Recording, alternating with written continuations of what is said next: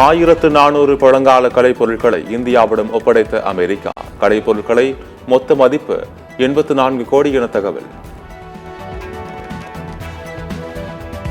மக்கள் நலத்திட்டங்களை செயல்படுத்துவதில் இந்தியாவின் முதன்மை முதலமைச்சராக மு.க. ஸ்டாலின் திகழ்கிறார். பெரம்பலூரில் நடைபெற்ற நிகழ்ச்சியில் அமைச்சர் சிவசங்கர் பேச்சு. தேர்தல் விதிமீறல் புகார். நட்டா கார்கேவிடம் விளக்கம் கேட்டது தேர்தல் ஆணையம்.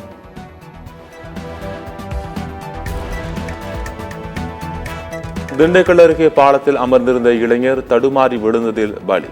நத்தம் காவல்துறையினர் வழக்கு பதிவு செய்து விசாரணை.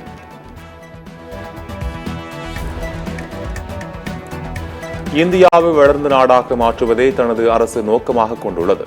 நைஜீரியா புறப்படும் முன்னர் டெல்லியில் நடைபெற்ற நிகழ்ச்சியில் பிரதமர் பேச்சு.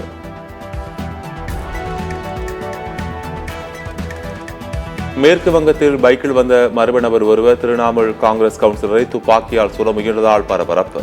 பதைவதைப்பூட்டும் சிசிடிவி காட்சிகள் வெளியீடு.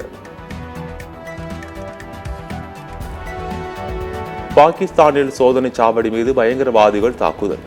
7 பேர் உயிரிழப்பு.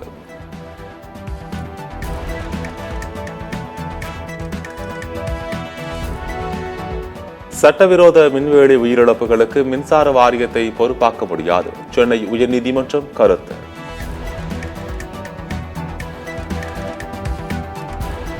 நான் இந்தியன், தமிழை தாய்மொழியாக கொண்டவன் என்பதுதான் நம் அடையாளம். நியூசிலாந்து தமிழ் சங்கத்தில் தமிழக சட்டப்பேரவை சபாநாயகர் அப்பாவு பேச்சு.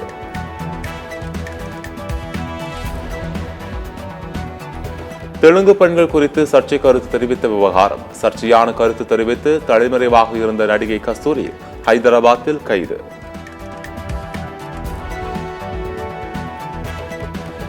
குற்றால அருவிகளில் திடீர் காட்டாற்று வெள்ளம்.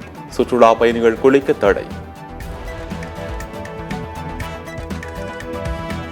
திமுகவை துரைமுருகன் தனது கட்சி என்று சொல்ல முடியாது. திமுக என்பது கருணாநிதி குடும்பத்து கட்சி. அதிமுக முன்னாள் அமைச்சர் கே.பி. முனுசாமி விமர்சனம்.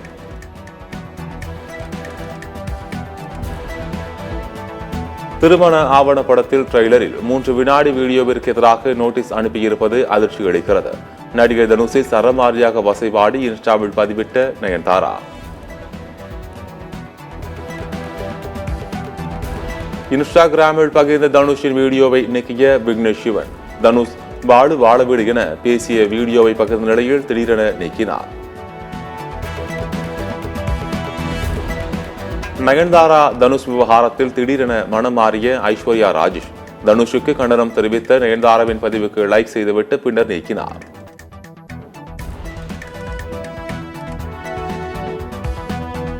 எதையும் இலவசமாக செய்யாத நீங்கள் எங்கள் படைப்புகளை மட்டும் இலவசமாக பயன்படுத்திக் கொள்ள முயற்சிப்பது ஏன்?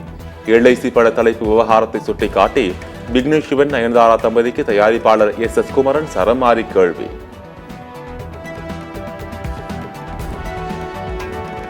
மணிப்பூரில் கடத்தப்பட்ட 6 பேரும் கொலை செய்யப்பட்டதன் எதிரொலி. மாநிலத்தில் மீண்டும் பதற்றம். அமைச்சர்களின் வீடுகள் மீது தாக்குதல்.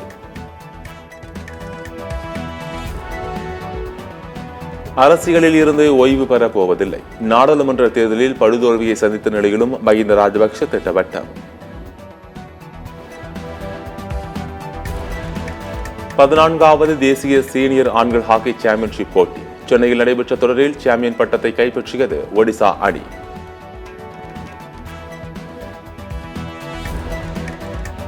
ரஞ்சி கோப்பை தொடரில் ரயில்வே அணிக்கு எதிரான ஆட்டம். தமிழ்நாடு அணி இன்னிங்ஸ் வெற்றி.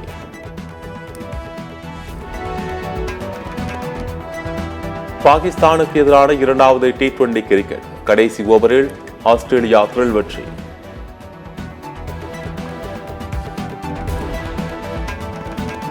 பாகிஸ்தானுக்கு எதிரான போட்டிகள். ஆஸ்திரேலிய வீரர் ஸ்பென்சர் ஜான்சன் புதிய சாதனை.